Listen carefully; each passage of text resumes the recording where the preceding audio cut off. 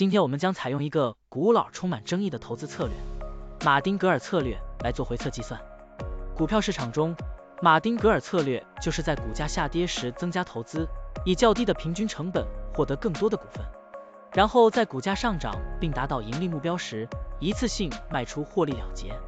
如此周而复始，持续跟踪股价操作。现在，我们就设定一些参数，让 Stocktiny AI 帮我们生成程序，对美的集团000333深圳进行回测计算。设定参数如下：最大买入次数7次，最大加仓比例 1.5 倍，每次买入股价下跌的比例 10%， 获利卖出的上涨幅度 5%。运行时间从2023年1月1日到2024年5月2日。交易手续费设定为 0.10%。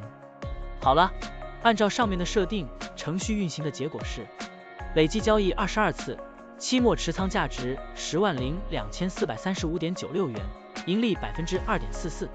相比持仓不动，多盈利负 32.07%。可以看到，橙色的持仓价值曲线比股价曲线更平缓。我们换一组参数，再尝试一下。最大买入次数5次，最大加仓比例 1.5 倍，每次买入股价下跌的比例 8%， 获利卖出的上涨幅度 3%， 这样就可以得到新的回测结果。累计交易33次，期末持仓价值10.6011.39元，盈利 6.01%。相比持仓不动，多盈利负 28.49%。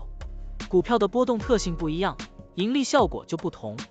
参数设定不同，盈利效果也会不同。怎样找到最优的组合呢？请评论区留言，让 Stocktiny AI 来帮助你。股票调优 AI， 利用 AI 技术赋能您的股票选择与操作。本站内容不构成对任何人的投资建议，您应当基于自己的独立判断做出决策。